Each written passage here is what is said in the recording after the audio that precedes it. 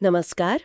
आज हम भगवत गीता के कुछ बहुत ही अहम विचारों पर बात करने वाले हैं। ये ग्रंथ महाभारत का हिस्सा है, जैसा हम जानते हैं, और ये कुरुक्षेत्र के मैदान में श्री कृष्ण और अर्जुन के बीच जो संवाद हुआ उस पर आधारित है।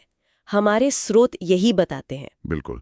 और देखिए, ये सिर्फ एक पुरानी कहानी या कोई धार्मिक टेक्स्ट पर नहीं है। हाँ, हमारे सोर्सेज के हिसाब से भी ये असल में जिंदगी के जो बड़े सवाल है ना, जैसे मतलब कर्तव्य क्या है, मुश्किल समय में सही रास्ता कैसे चुने, खुद को कैसे जाने, मतलब आत्मज्ञान, हाँ। इन सब पर एक गहरी फिलोसॉफिकल बातचीत है ये। तो आज हम यही कोशिश करेंगे कि इन स्रोतों की मदद से गीता का जो सार है, उसकी जो अहम शिक्षाएं हैं, उन्हें थोड़ा समझें। हाँ, और देखें कि आज के जमाने में भी वो कितनी काम की है, कितनी प्रासंगिक है। बिल्कुल। चलिए तो शुरू करते हैं। तो जैसा हमने कहा, कहानी शुरू होती है कुरुक्षेत्र के मैदान में। अर्जुन है बहुत बड़े योद्धा, हाँ, लेकिन अपने ही रिश्तेदारों, अपने गुरुओं को सामने दुश्मन सेना में देखकर लड़ने से हिचक रहे हैं। मतलब एक तरह का नैतिक संकट। हाँ, बिल्कुल। वो अपने कर्तव्य और जो उनकी भावनाएं हैं, उनके बीच जैसे फंस से गए हैं। और ठीक इसी नाजुक मोड़ पर उनके सारथी श्री कृष्ण उन्हें उपदेश देते हैं, और वहीं से गीता शुरू होती है। हाँ। कृष्ण सिर्फ उन्हें लड़ाई के लिए नहीं उकसा रहे, बल्कि जीवन की जो गहरे सच हैं वो समझा रहे हैं। अच्छा, तो जो पहली बड़ी सीख है जो स्रोतों में भी काफी उभर कर आती है, वो है धर्म का पालन। हाँ, धर्म। अक्सर लोग इसे रिलीजन समझ लेते हैं, पर यहाँ मतलब शायद कुछ और गहरा है ना? सही कहा आपने। यहाँ धर्म का मतलब है व्यक्ति की अपनी जो नेचर है, उसका जो स्वाभाविक काम है, या समाज में जो उसकी भूमिका है, उसके हिसाब से उसका कर्तव्य। अच्छा। गीता में कहा भी है, दूसरे के धर्म को बहुत अच्छे से करने से बेहतर है कि अपने धर्म का पालन करो, भले ही वो उतना परफेक्ट ना लगे। तो ये असल में अपनी जो जिम्मेदारियां हैं उनको समझने और निभाने पर जोर है। और इसी से जुड़ा हुआ है कर्मयोग का सिद्धांत। ये तो बहुत सुना है हम सब ने। हाँ, कर्मयोग। फल की इच्छा किए बिना कर्म करना, वो मशहूर श्लोक भी है, कर्मण्यधिकारिस्ते मा फलेषु कदाचन। जी। पर इसका प्रैक्टिकल मतलब क्या है? मतलब क्या ये बस किस्मत के भरोसे बैठ जाना है? नहीं, बिल्कुल नहीं। ये भाग्यवादी बनना नहीं है। ये तो एक तरह की साइकोलॉजिकल टेक्निक है। अच्छा, कैसे? जब हम फल की चिंता, मतलब रिजल्ट की एंग्जाइटी छोड़ देते हैं, तो हमारा पूरा फोकस, सारी एनर्जी कहाँ लगती है? काम पर। हाँ, कर्म पर। इससे स्ट्रेस कम होता है और अक्सर काम की क्वालिटी भी बेहतर हो जाती है।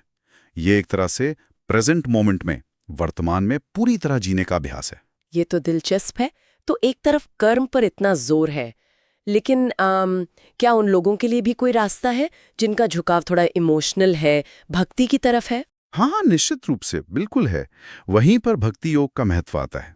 भक्ति योग? ये ईश्वर के प्रति प्रेम, श्रद्धा और एक तरह का टोटल सरेंडर, पूर्ण समर्पण का मार्ग है। कृष्ण कहते भी हैं, कोई अगर प्रेम से मुझे एक पत्ता, फूल, फल या थोड़ा जल भी चढ़ाता है तो मैं उसे स्वीकार करता हूँ। अच्छा। ये दिल से जुड़ने का रास्ता है। और ये कर्म और ज्ञान के साथ साथ भी चल सकता है। और फिर है ज्ञान योग। ये अंडरस्टैंडिंग, विवेक पर आधारित है। ये किस तरह के ज्ञान की बात करता है? ये बात करता है आत्मज्ञान की, सेल्फ नॉलेज की। यानी ये समझना कि हम सिर्फ ये शरीर या ये मन नहीं है।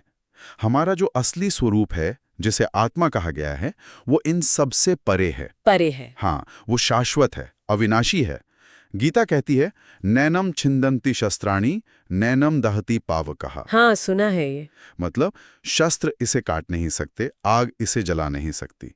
इस ज्ञान से, इस समझ से व्यक्ति सुख दुख, हार जीत, इन सब से ऊपर उठ पाता है। और शायद इसी से वो वैराग्य और समदृष्टि का विचार भी जुड़ता है। बिल्कुल। समदृष्टि मतलब सबको एक जैसा देखना। हाँ, वैराग्य का मतलब दुनिया छोड़ देना नहीं है, जैसा कई लोग सोचते हैं। हाँ, अच्छा। बल्कि मन से अटैचमेंट, आसक्ति छोड़ना है। हाँ। और समदृष्टि का अर्थ है सभी प्राणियों में, चाहे वो कोई भी हो, उसी एक डिवाइन एलिमेंट को, ईश्वरीय तत्व को देखना। ये समझना कि बाहरी रूप रंग, हालात, इन सब के परे सब में चेतना एक ही है। हालांकि ये मानना पड़ेगा कि प्रैक्टिकल लाइफ में इसे साधना बहुत मुश्किल है। हाँ, ये तो है।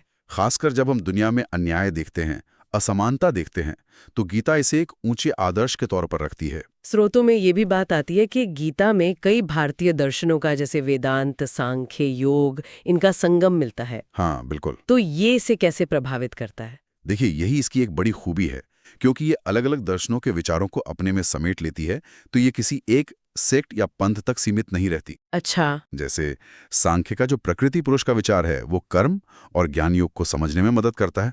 वेदांत का जो अद्वैत भाव है वो आत्मज्ञान और समदृष्टि को गहराई देता है। इससे इसकी अपील यूनिवर्सल हो जाती है। तो अगर हम इसके मुख्य गुणों को देखें तो ये यूनिवर्सल अपील और जीवन की जो मुश्किलें हैं उनके लिए प्रैक्टिकल गाइडेंस देना है। हाँ बिल्कुल। लेकिन क्या इसे समझने में कुछ चुनौतियां भी हैं, जैसा स्रोत बताते हैं? हाँ है, तो बिल्कुल है। एक तो जो मूल संस्कृत भाषा है वो काफी गहरी है और कई बार थोड़ी मुश्किल भी लग सकती है। अनुवादों में भी थोड़े बहुत अंतर मिल जाते हैं। दूसरा, इसे पूरी तरह समझने के लिए कर्म, मोक्ष, संसार, इन जैसे कॉन्सेप्ट्स की थोड़ी बैकग्राउंड हो तो मदद मिलती है। सही है। और जैसा हमने पहले कहा, अलग अलग फिलोसॉफिकल ट्रेडिशंस इसकी व्याख्या अपने अपने ढंग से करते हैं, तो उससे कई बार थोड़ा कंफ्यूजन भी हो सकता है। तो कुल मिला के आज की इस बातचीत से ये समझ आता है कि भगवद गीता सिर्फ एक धार्मिक ग्रंथ ही नहीं है। नहीं, बिल्कुल नहीं। बल्कि ये कर्म करने, खुद को जानने और जीवन में एक तरह का बैलेंस पाने के लिए एक बहुत गहरी गाइड बुक है। बिल्कुल सही कहा। ये दिखाती है कि मुश्किल से मुश्किल हालात में भी कैसे क्लैरिटी और एक पर्पस के साथ जिया जा सकता है। हाँ। चाहे रास्ता कर्म का हो, भक्ति का हो या विज्ञान का। और अंत में श्रोताओं के लिए एक सवाल छोड़ जाते हैं। आज की जो ये तेज रफ्तार दुनिया है, जो इतनी रिजल्ट ओरिएंटेड है, नतीजों पर टिकी है, जहाँ हर चीज का मूल्यांकन उसके आउटकम से होता है, हाँ। वहाँ गीता का ये जो निष्काम कर्म का सिद्धांत है, मतलब फल की चिंता किए बिना अपना कर्तव्य निभाना, ये कितना प्रासंगिक है? ये एक बड़ा सवाल है। इसे अपनी जिंदगी में उतारने की क्या संभावनाएं हो सकती हैं और क्या चुनौतियां? इस पर सोचा जा सकता है।